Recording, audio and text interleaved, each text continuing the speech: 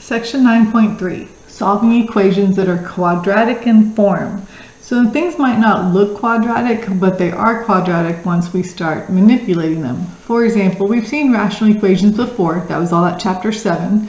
So we'll go over a few of these, but for the most part, you've already seen the rational equations. So you find your LCD, and your LCD for this one would be 4x and x plus 2. There's nothing in common, so all of them have to get multiplied by everything in the denominator.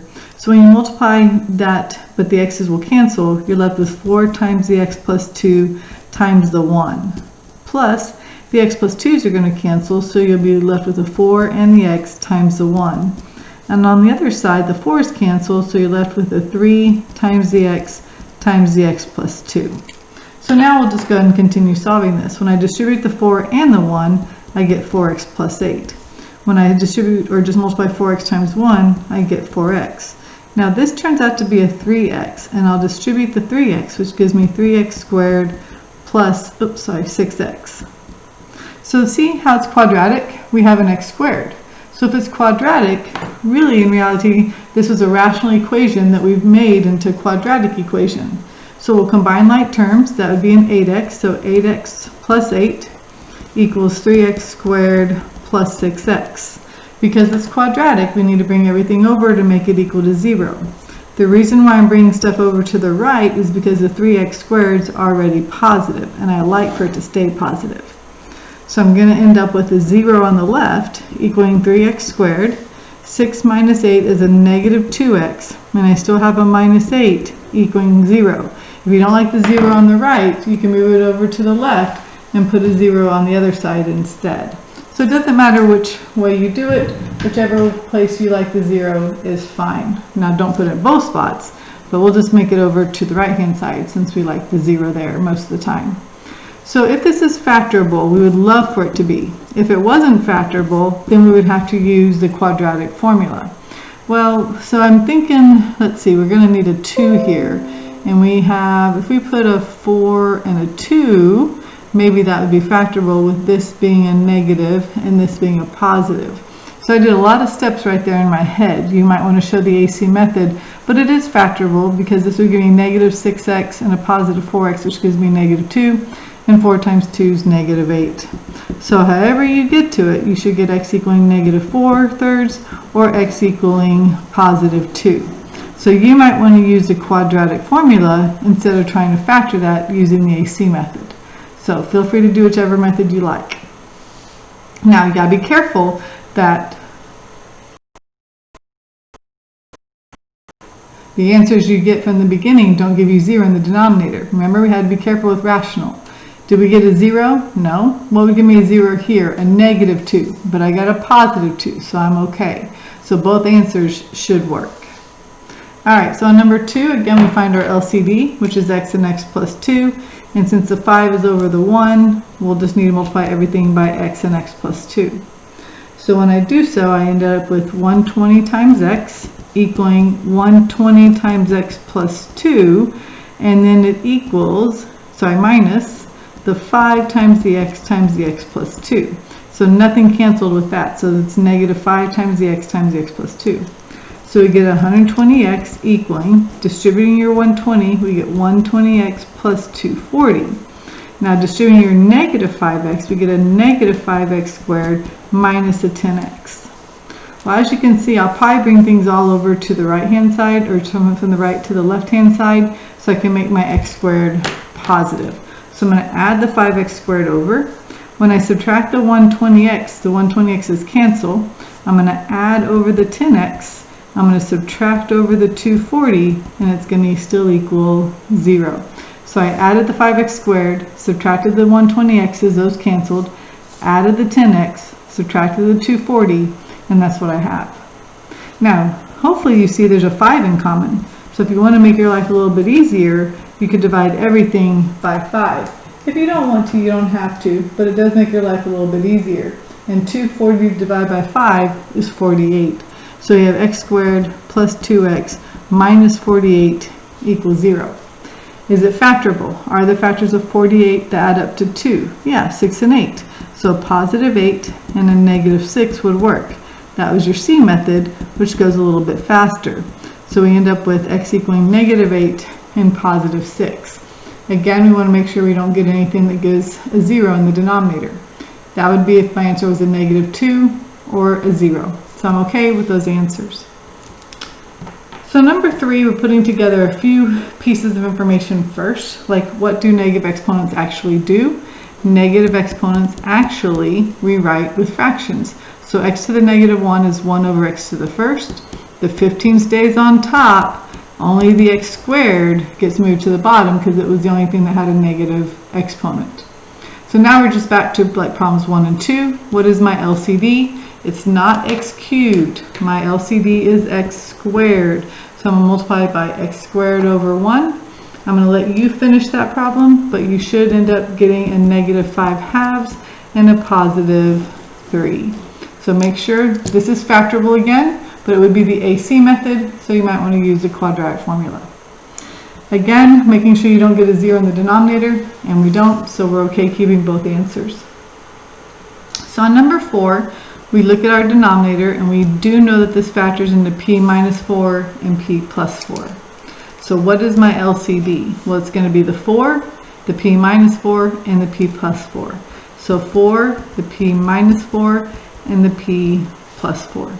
So on the first one, the 1 gets multiplied by the 4 and the p plus 4. On the second term, the 1 gets multiplied by the p minus 4 and the p plus 4. And on the last term, the 8 gets multiplied by just the 4, because things do cancel out. So now let's distribute. This is just a 4, so when I multiply by 4, I get 4p plus 16. Here, the 1 doesn't make much difference, so I'm just going to distribute and multiply p minus 4 times p plus 4, which gives me a p squared plus 4p minus 4p minus 16, and 8 times 4 is 32. So, combine like terms on this side, I'll have a p squared still. The 4p and the minus 4p cancel out, but I still have this 4p, so plus 4p. And then the 16 and the minus 16 cancel each other out, and I'm left with the 32. So now bring over the 32, I have p squared plus 4p minus 32 equals 0. Factors of 32 that to 4 would be a p plus 8 and a p minus 4. Again, that's your C method, the quicker way. But again, if you want to use quadratic formula, you can. And you'd get p equaling -8, or p would equal 4. Again, we got to make sure we don't get a 0 in the denominator. Well, 4 gives me a 0 in this denominator because 4 minus 4 is 0. So this is thrown out and it's considered extraneous. Make sure you cross it out. Don't keep it. It does not work. So those are your rational equations. We've already done that before with chapter 7, so that was just a little bit of a review. But again, what's happening is we have a rational equation that we've turned into quadratic. And when we do that, we just got to make sure we don't get a 0 in the denominator of our original equations. So the ones we're going to get into now are going to look a little bit different. If a trinomial has one term with an expression raised to, in a sense, a second power, then the second term is raised to the first power. And the third term is constant, meaning it just goes from a power 2 to a power 1 to constant. The equation is quadratic in form, and we can use substitution to help solve. So there's only two that you're going to see in this section that we have to worry about, and it's ones that have parentheses, and it's ones that have some crazy powers. So we're going to try and rewrite the equation that's in the form of au squared plus bu plus c. Now where is the u coming from? Because we're going to have to do a substitution. And if we have parentheses, the hint that I'm going to give you is let u what's equaling what's inside the parentheses. Now if you don't have parentheses but you have some crazy powers, let u equal the middle variable. And we'll hopefully, with those crazy powers, it's going to turn out to be this when we substitute. Now we're going to have something in quadratic form, but with u's. So we'll solve for u. And then once we solve for u, you better go back and resubstitute for the original variable. And then we're going to just make sure that we check our answers always, because we're changing a problem that wasn't quadratic into something that looks quadratic in form. So let's look at number 1. We have 3a minus 2 quantity squared plus 2 parentheses 3a minus 2 equaling 3. We have an old technique. You could take 3a minus 2 times 3a minus 2, multiply it all out, distribute the 2, subtract over the 3. You could do all those steps. But do you see what's inside parentheses is the same? So we're going to try this hint right here that says let u equal what's inside the parentheses. So I'm going to start off by saying let u equal 3a minus 2, because I'm going to let u equal what's inside the parentheses. How does that help me? Because this becomes a u and it's u squared. This becomes a u and it's 2u equaling 3. That looks so much better on solving.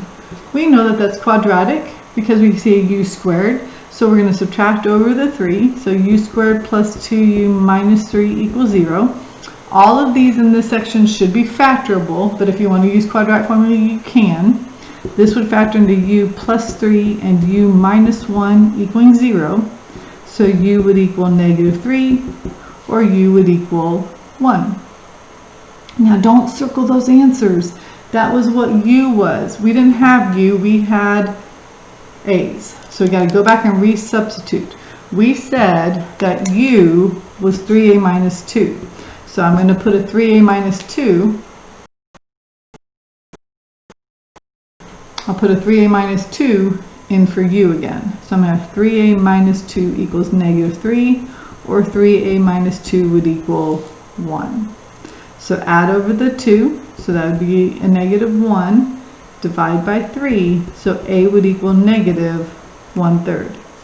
Add over the 2, that's going to give me a 3, and a is going to equal 1.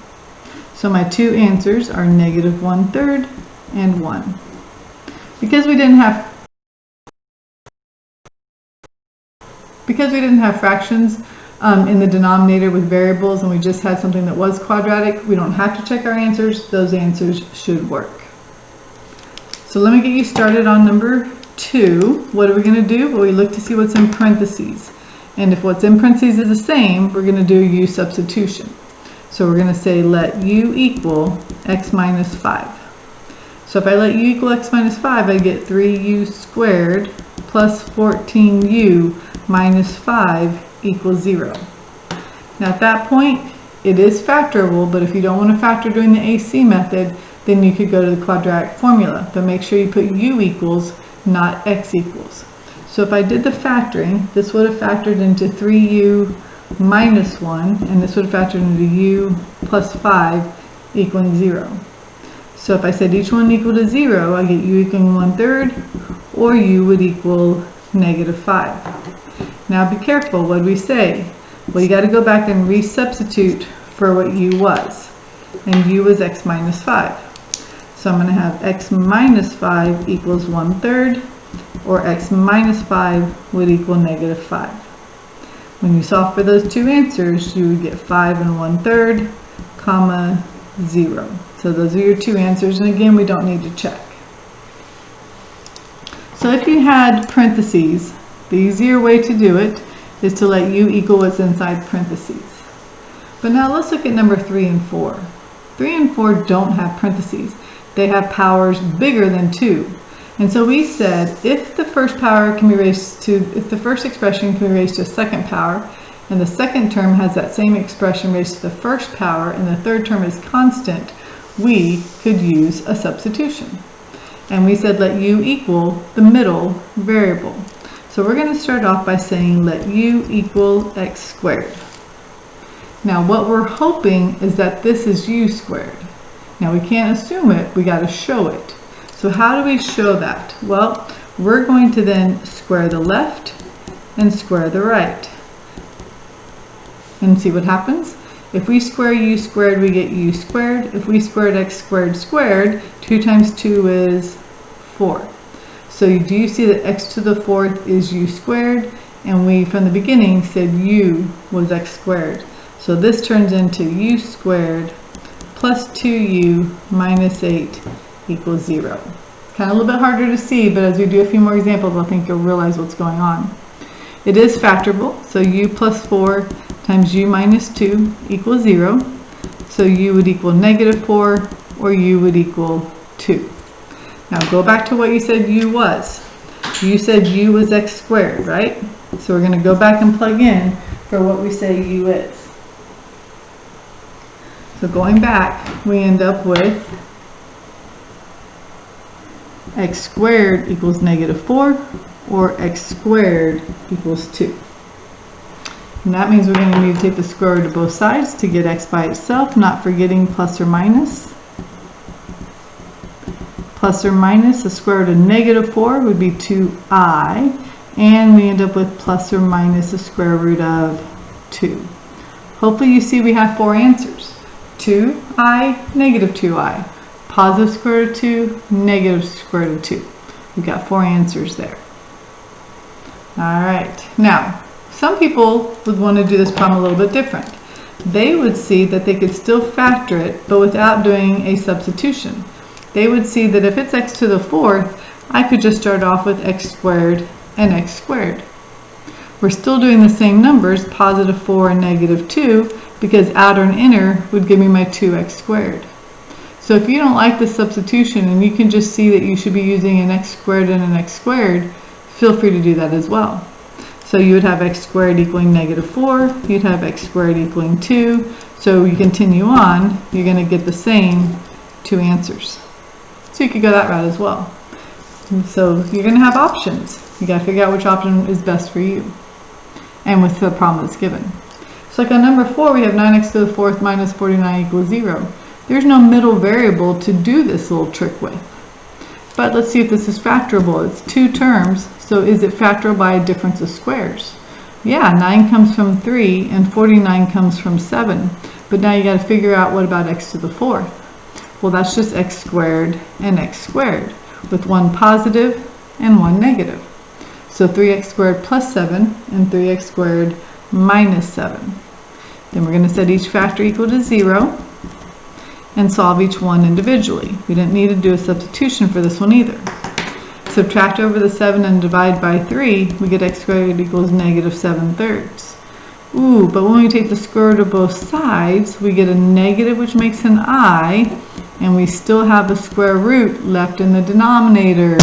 Remember what we need to do there? We call that rationalizing. So now we got to multiply top and bottom by some square root that's going to get rid of that square root of 3 in the denominator. So x equals plus or minus I square root of 21, because 7 times 3 is 21, all over the square root of 3 times the square root of 3 is the square root of 9, which is back to 3. We're going to do the same thing for the other one, add over the 7 and divide by 3, so we get a positive 7/3. Square root of the left, square root of the right, not forgetting plus or minus, we get plus or minus the square root of 3, or square root of 7 over the square root of 3. So again, we need to multiply top and bottom by the square root of 3, because rationalizing must happen. 7 times 3 underneath the square root is the square root of 21. The square root of 3 times the square root of 3 is the square root of 9, which is back to 3. So we ended up with 4 answers. Again, because we had a power of 4, we know we should end up with 4 answers. Alright, so if you had to use substitution with parentheses, I would do so. If you just had a power of 4, then you probably could factor it just by using x squared and x squared. But we're not always going to have those kinds of powers as well. So I'm going to make this be part B of this section. So watch the next video and we'll